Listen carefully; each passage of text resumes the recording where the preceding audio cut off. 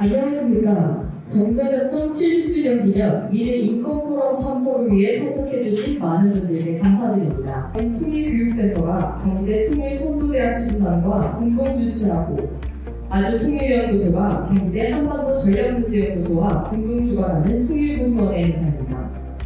특별히 지난 수요일 전문가 세션에 이어 오늘은 남북 출신 청년들이 참여하는 특별 세션으로만 진행될 예정입니다. 오늘 남북 청년 특별 세션의 주제는 남북 청년이 말하는 북한 인권과 통일 준비입니다. 북한의 인권 상황이 좋지 않은 것은 널리 알려진 사실입니다. 그러나 통일을 준비하는 당사자 입장에서는 외면할 수 없는 한반도의 희망이기도 합니다. 오늘 이 문제에 대한 지혜를 나눠주실 남북 출신 청년 5분을 모셨습니다.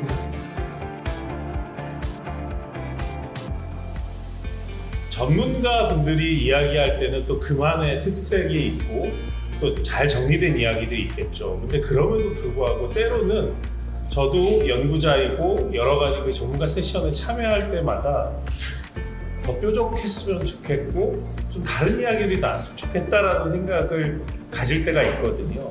그러니까 특별히 이 남북청년 세션의 이야기들을 들으면서 어쩌면 조금 더 새로운 이야기 그리고 조금 더 마음 올리는 이야기 혹은 조금 더 날카로운 이야기들을 저는 들을 수 있지 않을까 생각합니다.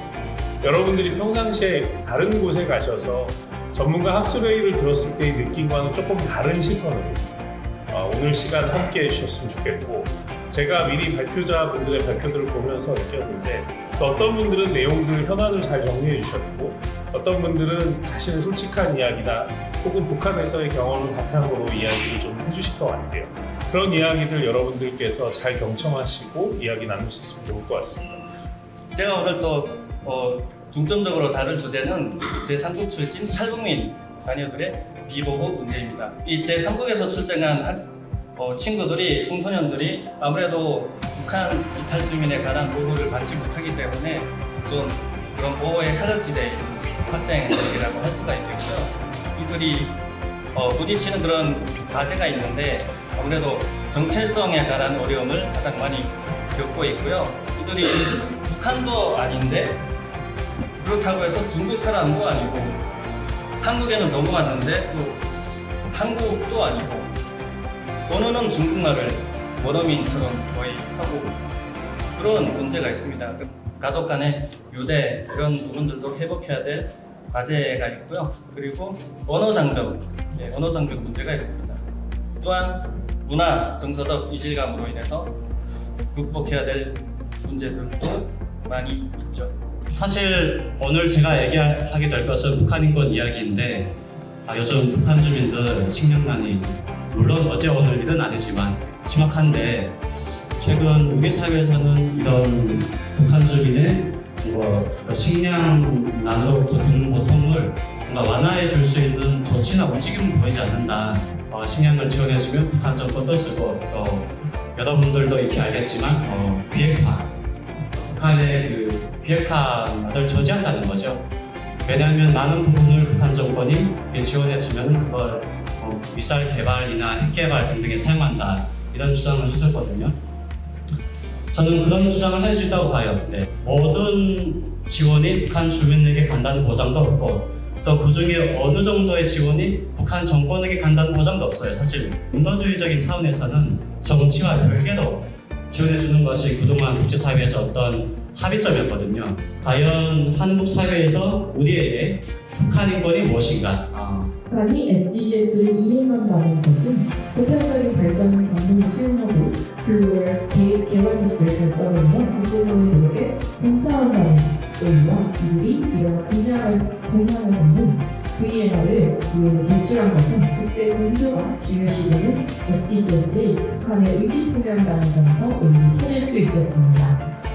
실천을 약속을 했음에도 그 인권 침해사회가 발생하고 있는 것은 사실입니다. 북한이 과거의 인권 중심 접근법 등은 북한 정권 유지에 위협적인 요소로 보아서 거부감을 가지고 있었다면 현재는 이러한 요소를 조금 수용을 하고 있는 모습을 보이고 있다는 점에서도 진일보한 모습이 아닐까 싶습니다. 북한은 자국민의 생존을 위해서라도 앞으로 국제화 노력이 당연시 될 것이라고 생각합니다. 인권 문제를 해결하기 위해서는 국제적 설득이 필요하다고 봅니다.